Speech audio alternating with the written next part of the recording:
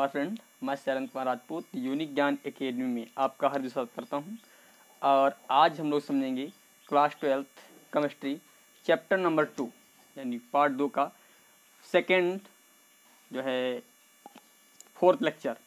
और इस लेक्चर में हम लोग समझेंगे हेनरी का नियम, राउल्ट का नियम और राउल्ट के नियम के आधार पर विलयनों का वर्गीकरण यानी विलयन, आदर्श विलयन और अनादर्श विलयन क्या होते हैं, इन सभी चीज़ों को हम लोग विधिवत रूप से समझेंगे।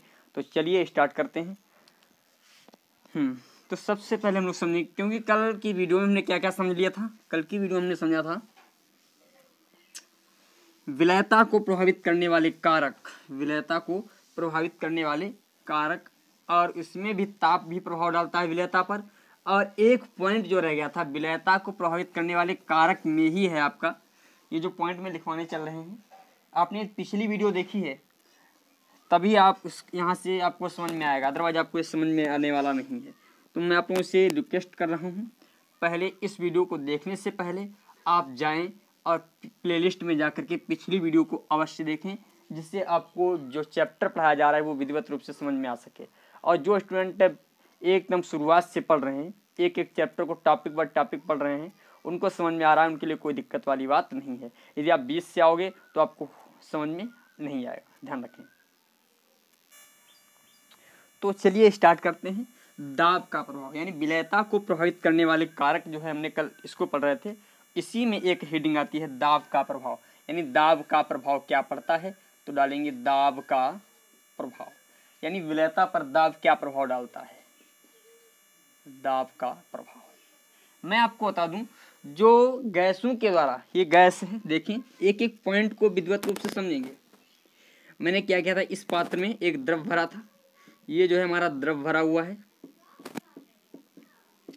और इसको जब मैंने नीचे से ऊर्जा दी यानी क्या किया, गर्म किया। जब मैंने इसको नीचे से क्या किया भैया, गर्म किया, तो यही द्रव क्या हुआ, गैस में परिवर्तित होने लगा। और ऊपर से मैंने लगा दी ढक्कन, ठीक है, ऊपर से मैंने क्या किया, ढक्कन लगा दी।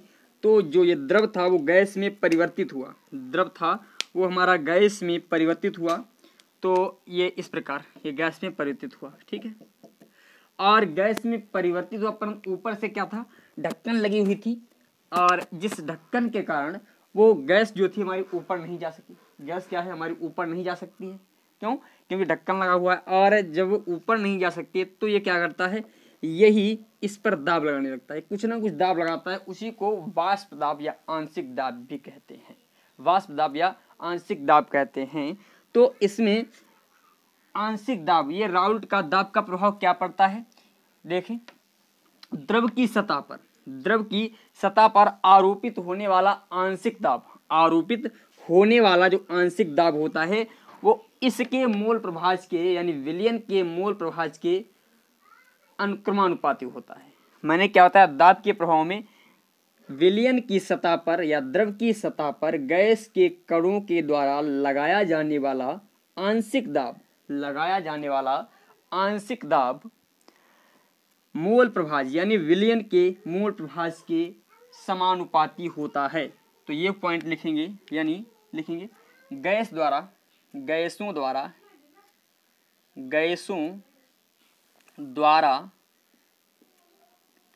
द्रव की सतह पर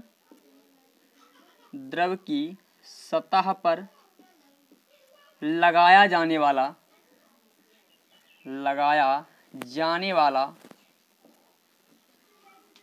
आंशिक दाब, मैंने आंशिक दाब को अभी बताया है कि यानी द्रव, ये जो है वाष्प भाई ऊपर निकल नहीं सकती, तो इसकी सतह पर, ये जो सतह है इस पर दाब लगाना स्टार्ट कर देगी। गैसों द्वारा द्रव की सतह पर लगाया जाने वाला आंशिक दाब विलयन के मोल प्रभाज के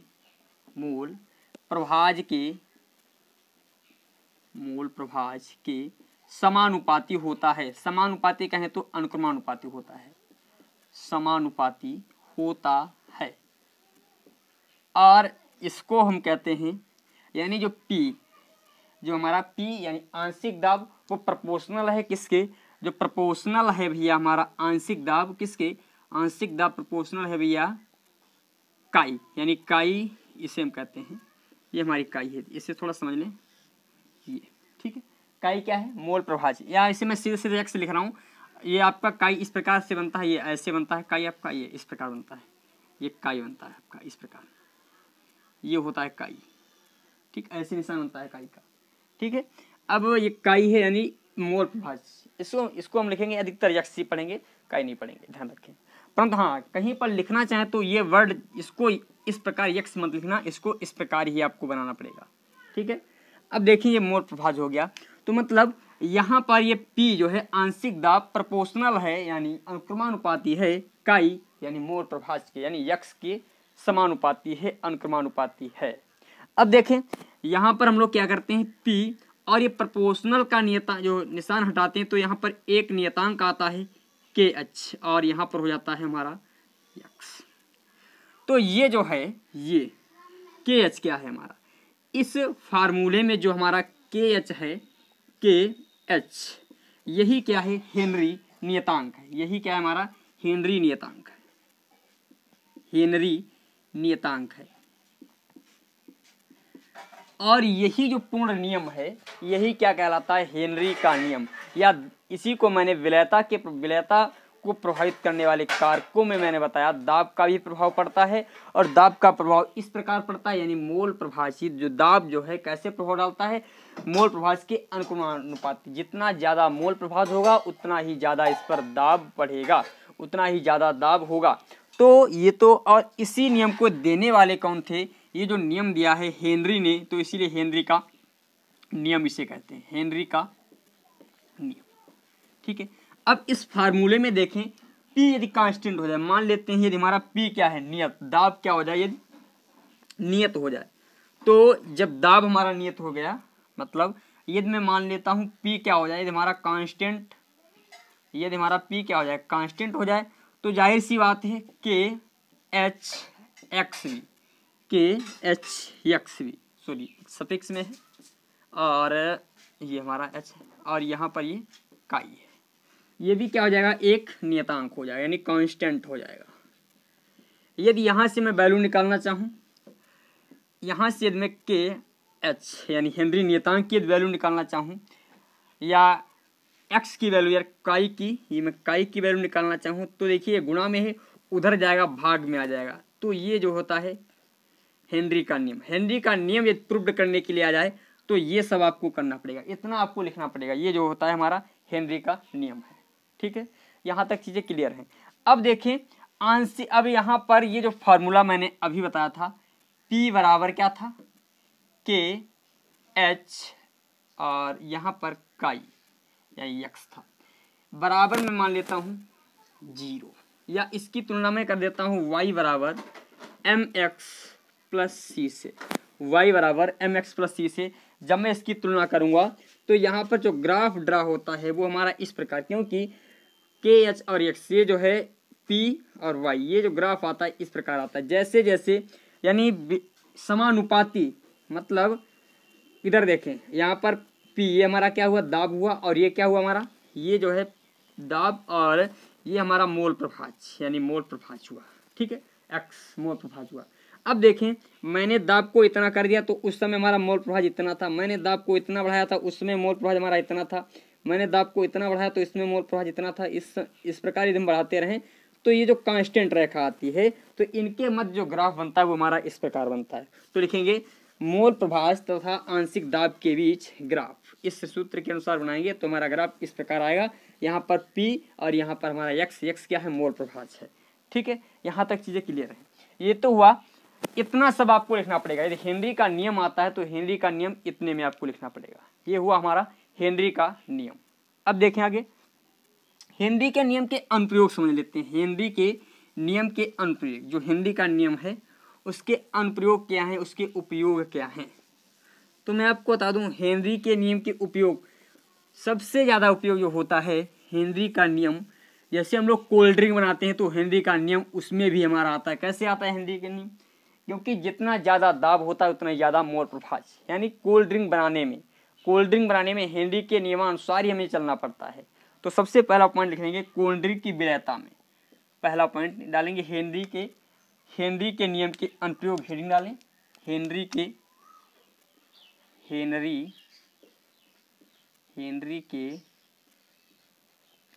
नियम के अनुप्रयोग, हेनरी के नियम के अनुप्रयोग क्या क्या है, हेनरी के नियम के अनुप्रयोग। तो इसमें अनुप्रयोग में सबसे पहले कोल्ड ड्रिंक की विलयता में, कोल्ड ड्रिंक की विलयता में, कोल्ड ड्रिंक यानी जो हम लोग पीते हैं, cold drink, cold drink, cold drink की विलयता। और आपको बता दूं, ये जो गोताखोर अपने साथ लेकर जाते हैं, गोताखोर अपने साथ हीलियम गैस लेकर के जाते हैं, तो ये भी एक हेनरी का नियम ही है। गोताखोरों का, यहाँ पर लिख लें, गोताखोर साथ में हीलियम गैस लेकर क्यों जाते हैं, हीलियम गैस लेकर क्यों जाते हैं, यानी गोताखोर हीलियम गैस लेकर साथ में क्यों जाते हैं।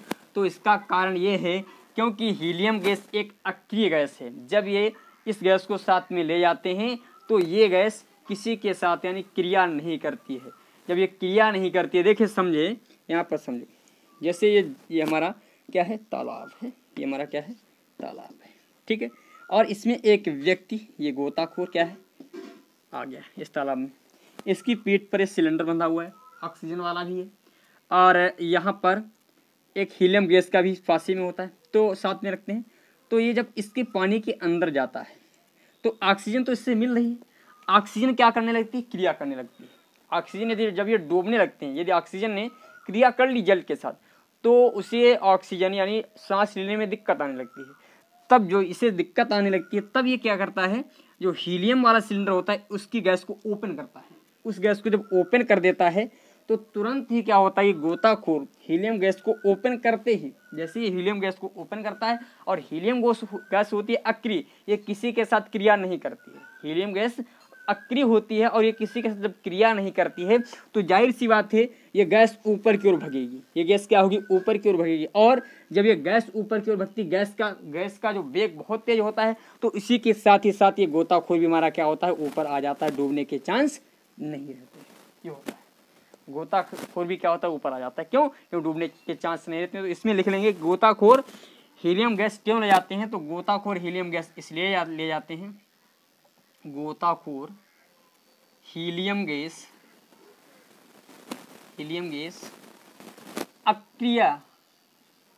अक्रिय होने के कारण ले जाते हैं, अक्रिय गैस होने के कारण ले जाते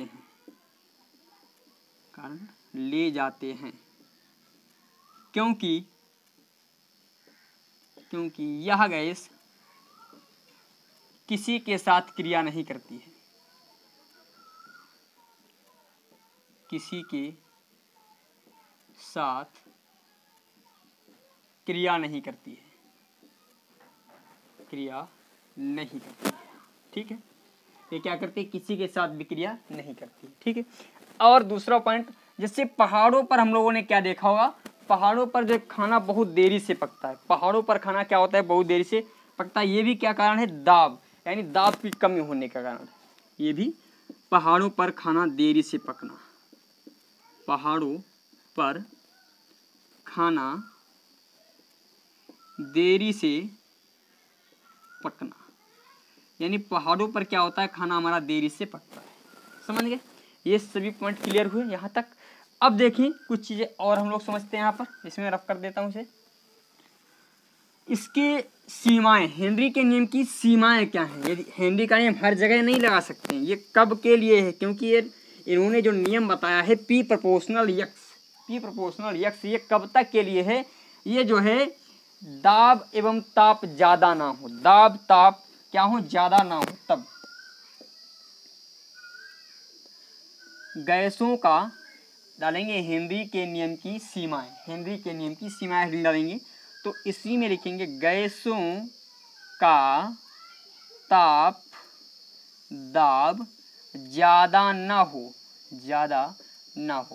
मतलब आपको पता चले आपने एकदम जो है बहुत सी दाब दे दिया और ताप भी बहुत तेज हीट कर दिया गैस को, तब आप हेनरी का नियम लगाओ तो हेनरी का नियम फॉलो नहीं करेगा। हेनरी का नियम फॉलो नहीं करेगा, अनुसरण नहीं करेगा, तो हेनरी का नियम कुछ नहीं कर सकता यहाँ पर।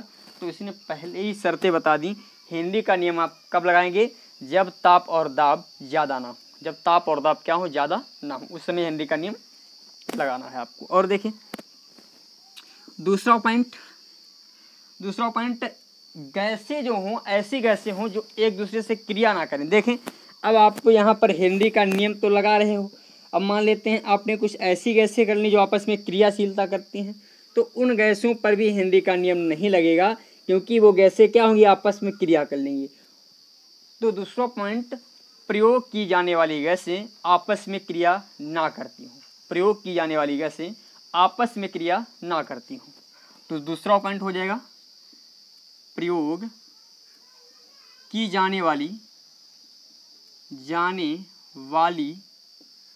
गैसें आपस में क्रिया ना करती हूँ, आपस में क्रिया ना करती हूँ, यानी ये दोनों गैसें ऐसी हों जो आपस में क्रिया ना करती हूँ। ठीक है, यहाँ तक कोई दिक्कत वाली बात नहीं। अब तो ये हुआ हमारा हेनरी का नियम। यदि हेनरी का नियम पूछ दे, आप लोगों से कहे हेनरी का नियम बताइए तथा इसके अनुप्रयोग और इस नियम की सीमाएं, तब आपको ये लिखना है। और इस प्रकार का जो क्वेश्चन आपका आएगा वो 3 या 4 नंबर में आएगा, ध्यान रखें। इस प्रकार का क्वेश्चन जो आपको मिलेगा वो 3 या 4 नंबर में मिलेगा। अब देखें इसके बाद हम लोग समझते हैं वाष्प दाब क्या होता है। अभी यहाँ तक जो आंशिक दाब को बताया था उसमें हमने कोई भी चीज़ क्लियर नहीं की थी, क्योंकि यहाँ पर गैसों के लिए ही बात कर रहे थे। गैस का विलयन था यहाँ पर, जो गैस का विलयन था उसमें तो हम ये चीज़ क्लियर कर रहे थे। अब हम लोग समझेंगे वाष्प दाब क्या होता है। तो वाष्प दाब कैसे, देखें वाष्प दाब डालेंगे फिर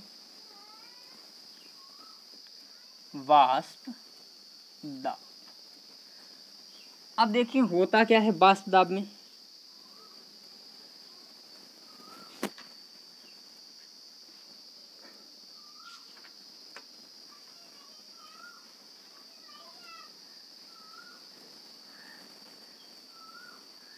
और ये जो आता है हमारा द्रव विलयन, अभी तो मैं पढ़ रहा था गैस विलयन में, यानी गैस के दोनों, गैस और द्रव दोनों क्या थी? गैस और द्रव। अभी जो मैंने हेनरी का नियम बताया था उसमें गैस और द्रव, ऐसी गैस और द्रव हों जो आपस में क्रिया ना करें, ये तो बताया था हेनरी के नियम में। और अब हम लोग समझेंगे द्रव विलयन। तो इसको हेडिंग डालने पहले द्रव विलयन सबसे ऊपर डालेंगे, हेडिंग द्रव विलयन।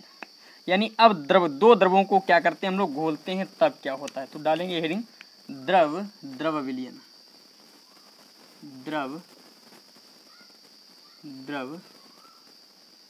विलयन,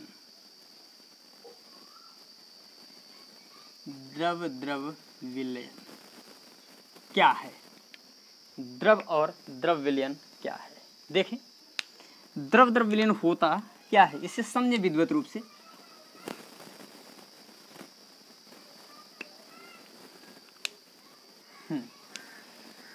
होता क्या है, मैंने क्या किया, ये जल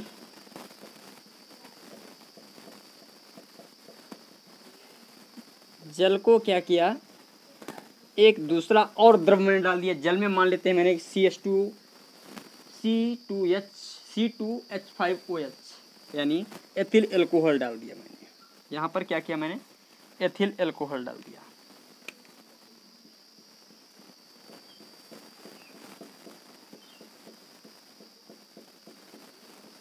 ये मैंने एथिल अल्कोहल डाल दिया, ठीक है।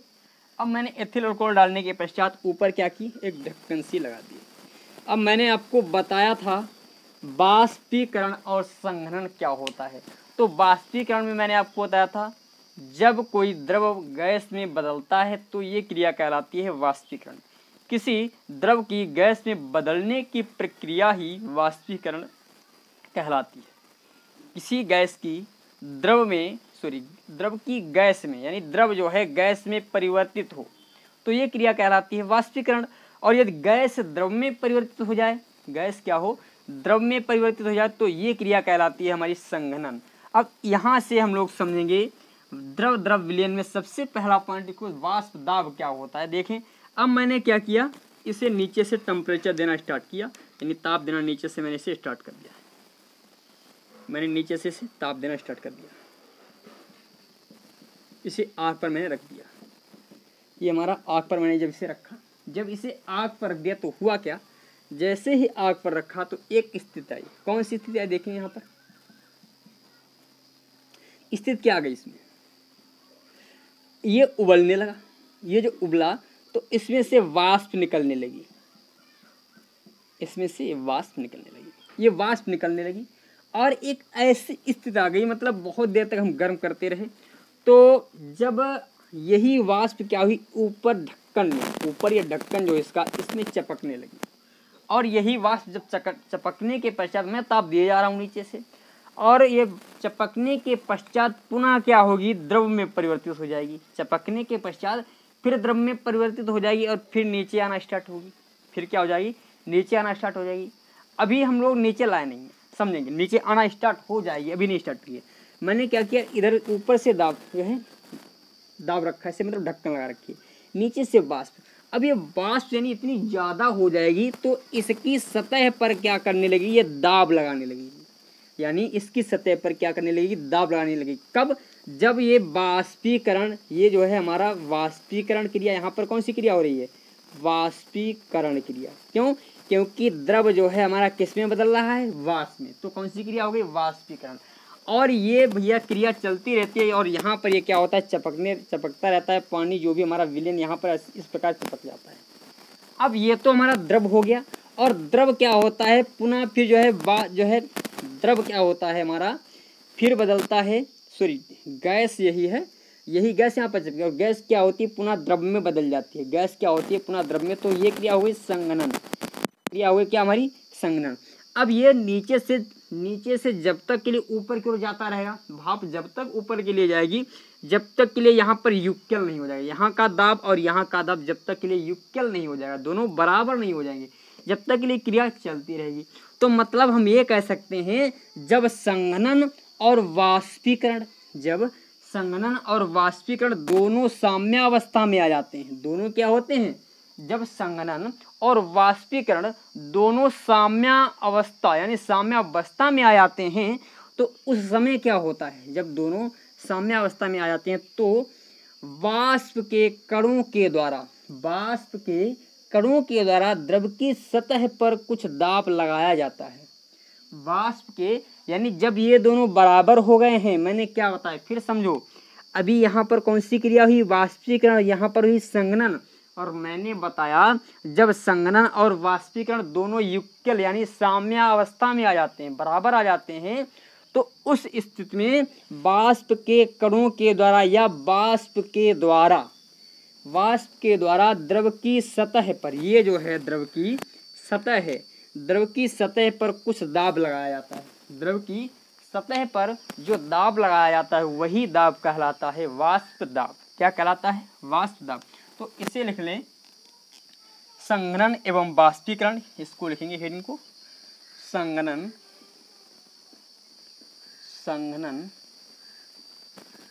एवं वाष्पीकरण, संघनन एवं वाष्पीकरण की साम्यावस्था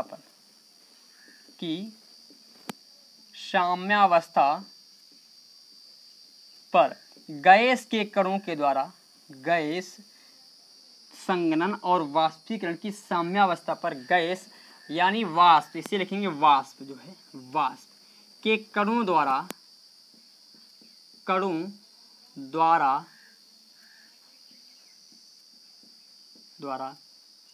द्रव की सतह पर कुछ दाब लगाया जाता है, द्रव की सतह पर कुछ दाब लगाया जाता है, दाब लगाया जाता है, या द्रव की सतह पर जो दाब लगता है, सतह पर जो दाब लगता है वाष्प दाब कहलाता है, वाष्प दाब कहलाता है। मतलब मैंने क्या बताया, इन दोनों के बीच जो दाब लगता है वही क्या कहलाता है, वाष्प दाब कहलाता है। और इस वाष्प दाब को हम P0 से प्रदर्शित करते हैं, तो लिखेंगे वाष्प दाब को P0 से प्रदर्शित करते हैं। एक पॉइंट, वाष्प दाब को P0 से प्रदर्शित करते हैं। वाष्प दाब को किससे प्रदर्शित करेंगे हम? P0 से प्रदर्शित करेंगे। ठीक है, ये अब वाष्प दाब तो हमें क्लियर हो गया। अब इस वाष्प दाब को कौन कौन प्रभावित कर सकता है, तो डालेंगे अगली हेडिंग, वाष्प दाब को प्रभावित करने वाले कारक। वाष्प दाब को प्रभावित करने वाले कारक, यानी वाष्प दाब पर कौन कौन प्रभाव डाल सकता है, इसको हम समझते हैं। देखें कौन कौन वाष्प दाब पर प्रभाव डाल सकता है। तो सबसे पहला तो प्रभाव हो जाएगा द्रव की प्रकृति, यानी द्रव कैसा है इस पर भी वाष्प दाब निर्भर करता है। द्रव है कैसा, तो पहला पॉइंट डालेंगे द्रव की प्रकृति। द्रव की प्रकृति,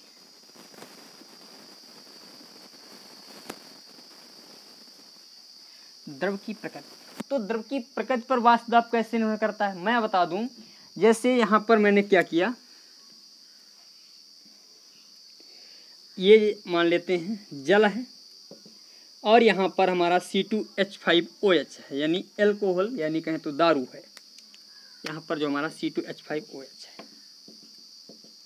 अब C2H5OH और यहाँ पर क्या है हमारा H2O, दोनों क्या है हमारे द्रव हैं, दोनों क्या हैं द्रव हैं। अब देखिए C2H5OH और C2H5OH जो आयनित होगा, जब हम गर्म करेंगे इसे क्या करेंगे, नीचे से ऊर्जा देंगे, तब ये टूटेगा किसमें, C2H5 पॉजिटिव और OH निगेटिव में टूटेगा, OH निगेटिव में टूटेगा। और ये जो हमारा जल है, ये जल H2O किस में टूट जाएगा, जल जो है हमारा टूट जाएगा H+OH आयन में। अब देखिए OH आयन, इनके मध्य एक प्रबल आकर्षण बल होगा, इनके मध्य क्या होगा, प्रबल बंध होगा। अब ध्यान रखिए प्रबल बंध, क्योंकि प्रबल और दुर्बल, ध्यान रखें प्रबल और दुर्बल कैसे होते हैं मैं आपको बता दूं। प्रबल बंध वो बंध होते हैं जिन्हें तोड़ने में लगभग में 42 जूल ऊर्जा खर्च हो, जिन्हें तोड़ने में लगभग में 42 जूल ऊर्जा खर्च हो या 42 जूल से अधिक ऊर्जा खर्च हो, वो कहलाते हैं प्रबल बंध। और जिन्हें 42 जूल से, जिन्हें तोड़ने में 42 जूल से कम ऊर्जा खर्च होती है, वो कहलाते हैं दुर्बल बंध। तो मैं यहाँ पर एग्जाम्पल, ये तो है तो हमारा दुर्बल बंध ही, ये तो क्योंकि हाइड्रोजन बंध यहाँ पर बन रहा है, ये हमारा दुर्बल बंध ही होता है, ये हमारा होता है दुर्बल बंध ही, पर मैं फिर भी एग्जाम्पल के लिए आपको बता रहा हूँ। देखें यहाँ पर ये इनके मध्य बंध बनेगा, तो ये मान लेते हैं एक बंध जो बन रहा है, ये इसके साथ जुड़ जाएगा C2H5OH के साथ, और ये क्या होगा हमारा OH और H जुड़ करके हमारा एक बंध बनाएंगे। तो इनके मध्य एक बंध बन रहा है। अब एक बात समझे, जब हम इसे ऊर्जा देंगे, जब हम ऊर्जा दे देंगे इसे नीचे से, तो ये टूटेंगे, टूटेंगे तुरंत ही टूट जाएंगे, परंतु ये C2H5 तुरंत फिर इसके साथ जुड़ने की कोशिश करेगा, जुड़ने के साथ इसके साथ जुड़ेगा, तो मतलब यहाँ पर रहने का, ये बहुत यहीं पर रहने के चांस इनके ज़्यादा हैं, क्योंकि ये दोनों तुरंत क्या कर लेंगे, क्रिया कर लेंगे, ये इसके साथ क्रिया कर लेगा। तो मतलब ये अधिकतर यहाँ पर रहेंगे और कुछ चले भी जाएंगे, कुछ कण मान लेते हैं यहाँ पर आ गए, परंतु कुछ कण जो आएंगे उनके उन कणों, यानी कणों की संख्या यदि कम है तो उन कणों के द्वारा जो बल लगेगा वो कम ही लगेगा। मतलब ये दोनों इतने एक दूसरे से घुल मिल जाएंगे कि एक दूसरे से दूर हटने का प्रयास नहीं करेंगे। एक दूसरे से दूर हटने का जब प्रयास नहीं करेंगे तो ये ऊपर जाएंगे नहीं, ऊपर जाएंगे नहीं, तो मतलब वाष्प क्या होगी, वाष्प होगी कम, और जब वाष्प कम होगी तो वाष्प दाब ऑटोमेटिक क्या हो जाएगा, कम। ये कब, जब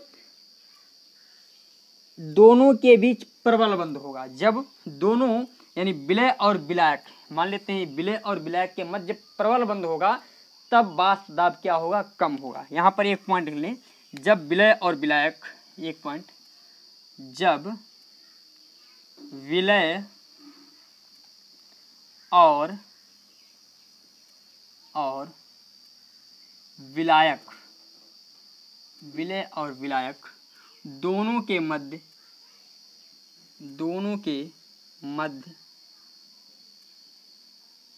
प्रबल बंद होगा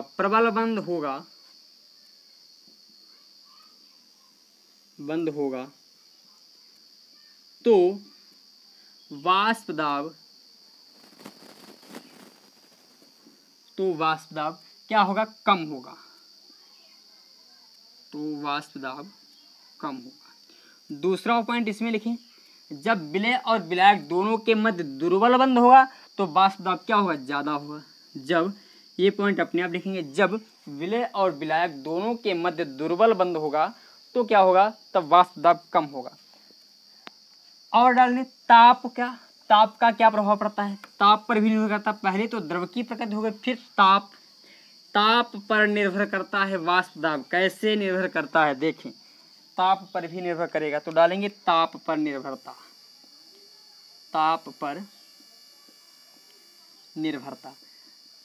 जैसे यहाँ पर मैंने क्या किया, ये जो है हमारा द्रव भरा हुआ था, इसमें विलयन, तो मैंने इसे गर्म कर दिया। और जितना ज़्यादा ताप बढ़ाएंगे उतनी ज़्यादा वाष्प होगी, उतनी ज़्यादा क्या हो जाएगी? वाष्प हो जाएगी। जब उतनी ज़्यादा वाष्प होगी तो वाष्प ज़्यादा, तो इस पर वाष्प दाब क्या हो जाएगा? ज़्यादा लगेगा। इस पर वाष्प दाब क्या होगा भैया? हमारा ज़्यादा लगेगा। ठीक है, तो मतलब ताप बढ़ाने से वाष्प दाब बढ़ता है। ताप बढ़ाने से वाष्प दाब बढ़ता है। तो लिखेंगे ताप बढ़ाने से वाष्प दाब बढ़ता है। ताप बढ़ाने से वाष्प दाब बढ़ता है। और पृष्ठीय सतह पर भी। अब देखें क्षेत्रफल, क्योंकि P बराबर होता है, जो मैंने निकाला था, पृष्ठीय दाब जो होता है क्षेत्रफल के, यानी दाब भी हमारा क्षेत्रफल के अनुपाती होता है। तो मतलब ये जितनी सतह, ये ज़्यादा सतह होगी, मान लेते हैं यदि इतनी सतह है तो इस पर दाब कम लगेगा, और यदि यही सतह ज़्यादा कर दी तो इस पर दाब क्या होगा? ज़्यादा लगेगा। तो पृष्ठीय सतह के, यानी जितनी ज़्यादा पृष्ठीय सतह होगी, यानी पृष्ठीय क्षेत्रफल जितना अधिक होगा वाष्प दाब उतना ही अधिक लगेगा। पृष्ठीय क्षेत्रफल जितना अधिक होगा वाष्प दाब उतना ही अधिक लगेगा। देखेंगे पृष्ठीय क्षेत्रफल जितना अधिक होगा,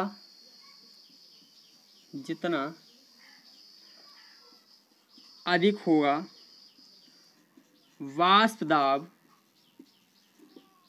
उतना ही अधिक लगेगा। वाष्प दाब उतना ही अधिक लगेगा। क्या होगा? यानी पृष्ठीय क्षेत्रफल जितना अधिक, वाष्प दाब क्या होगा? उतना ही अधिक होगा। ध्यान रखें। अब कुछ पॉइंट और समझते हैं। अशुद्धियां, यदि मान लेते हैं अशुद्धियों पर भी निर्भर करता है। एक पॉइंट और लिख लें, अशुद्धियों का प्रभाव,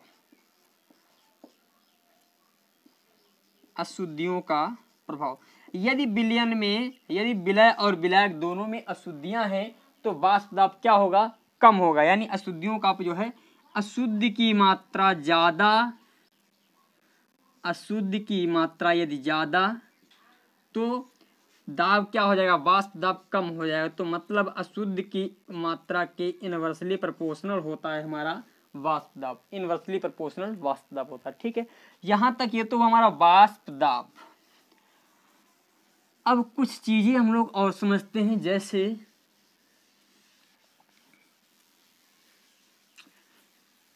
राउल्ट का नियम अभी हम समझने हैं। राउल्ट के नियम को समझने से पहले मैं समझता हूं कुछ चीजें आपको बताना बहुत जरूरी है। जैसे वाष्पशील क्या होता है, वाष्पशील पदार्थ क्या होते हैं। तो सबसे पहले डाल लें वाष्पशील पदार्थ। वाष्पशील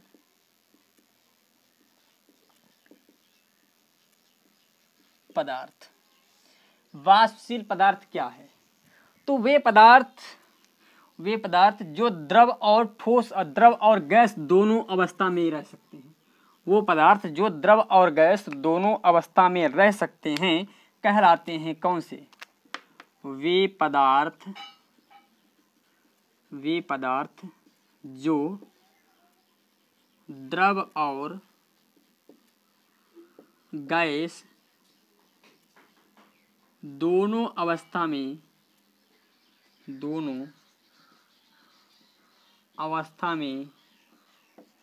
रह सकते हैं, वे पदार्थ जो द्रव और गैस दोनों अवस्था में रहते हैं या रह सकते हैं वाष्पशील पदार्थ कहलाते हैं। वाष्पशील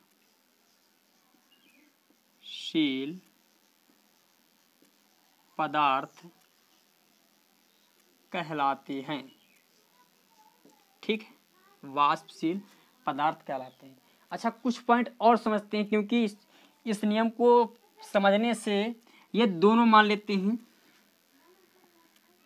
यदि कहीं पर ऐसा कर दिया जाए विलय और विलायक दोनों वाष्पशील ही बना दिए जाए, जब विलय और विलायक दोनों क्या हो, वाष्पशील हो, तो उनका जो वाष्प दाब क्या होगा। यदि यहाँ पर लिख दिया जाए, एक पॉइंट लिखें, यदि विलय और विलायक दोनों वाष्पशील हों, यदि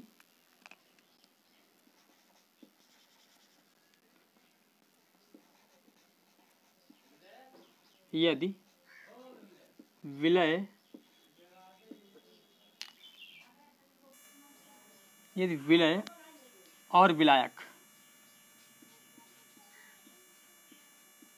और विलायक दोनों क्या हो, दोनों यदि वाष्पशील हो, यदि विलय और विलायक दोनों क्या हो, ये दोनों हमारे वाष्पशील हो, तो क्या होगा।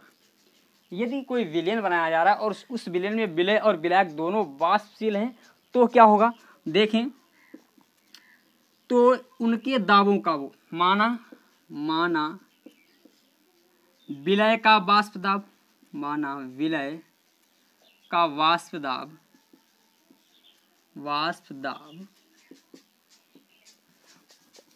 ऐसे नहीं समझते हैं विधिवत रूप से।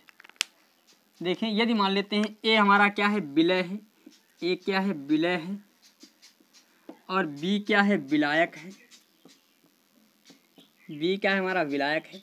तो विलय और विलायक दोनों मिलकर के एक विलयन बनाएंगे, ए बी एक विलयन बनाएंगे, ये भी एक क्या बनाएंगे, विलयन बनाएंगे। कब, ये दोनों वाष्पशील, और विलयन वैसे भी बनाते हैं ये दोनों वाष्पशील हो चाहे ना हो, ये हमें दिक्कत वाली बात नहीं, चाहे वाष्पशील हो या वाष्पशील हो, वो दिक्कत वाली बात नहीं है। अब देखें, अब मैंने क्या किया, यदि मान लें विलय का वाष्प दाब पीए है और विलयन का वाष्प दाब पीबी है, तो विलायक का वाष्प दाब पीबी है, तो विलयन का वाष्प दाब मान लेते हैं पी होगा। तो यहाँ से एक चीज क्लियर हो रही है, जब विलय और विलायक दोनों वाष्पशील होंगे, उस समय विलयन का वाष्प दाब विलय और विलायक दोनों के वाष्प दाब के योग के बराबर होगा। दोनों के वाष्प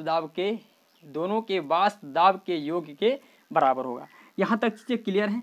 अब देखें, ये तो हुआ हमारा कुछ छोटी छोटी चीजें थी, इनको हमने समझाया। अब हम लोग समझते हैं राउल्ट का नियम, जो कि मोस्ट इंपॉर्टेंट है, और मैं आपको बता दूं इससे कुछ ना कुछ जरूर आता है, और इसका जो ग्राफ बनने वाला है वो बहुत इंपॉर्टेंट है, ग्राफ से कुछ ना कुछ अवश्य पूछा जाता है।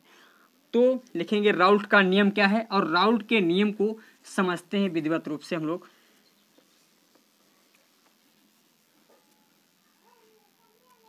राउल्ट का नियम,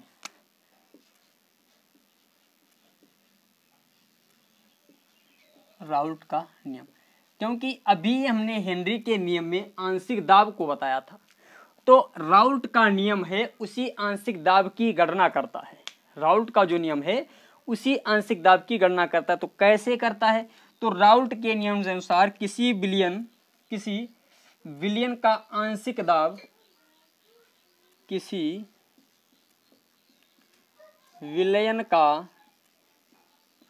विलयन का आंशिक दाब किसी विलयन का आंशिक दाब विलयन में उपस्थित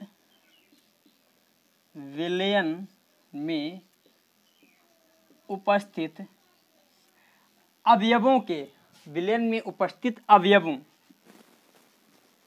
अवयवों कहें तो विलय और विलायक, विलय और विलायक के वाष्प दाबों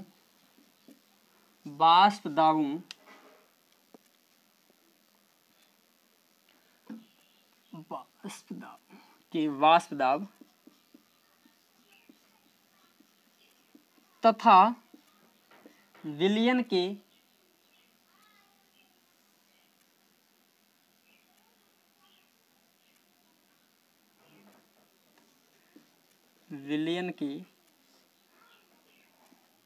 मोल प्रभाज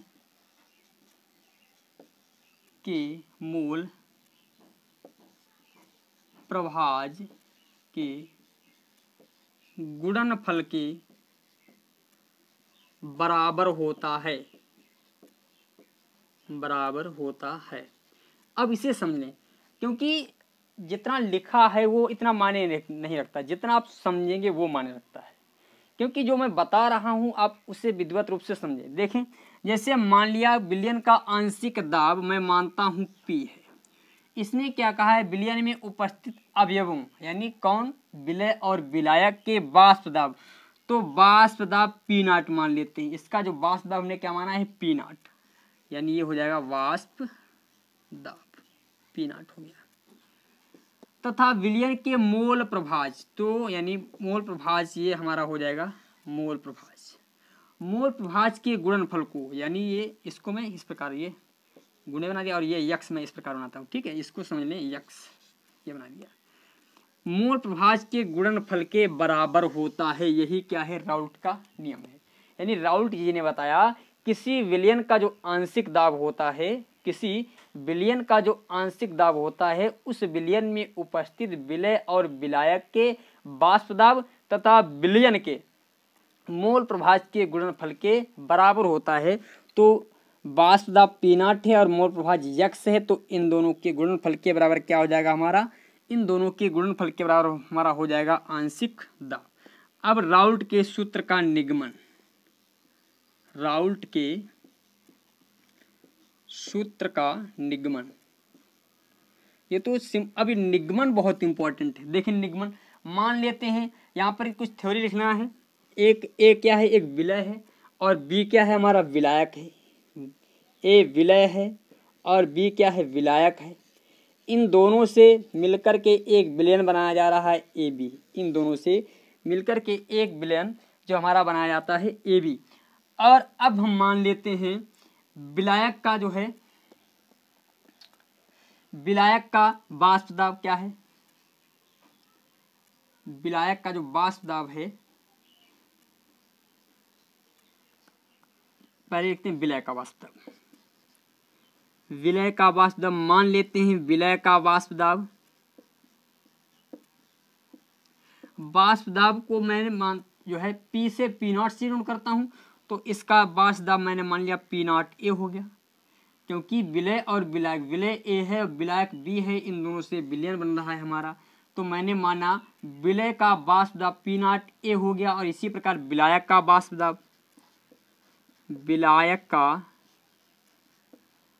वाष्प दाब P0 B हो जाएगा, P0 B हो जाएगा। अब तो इसमें बताया गया है तो विलयन का टोटल, तो विलयन का वाष्प दाब, तो विलयन का वाष्प दाब मान लेते हैं P टोटल, यानी P टोटल है, यानी जो आंशिक जो है वाष्प दाब है, विलयन का आंशिक दाब।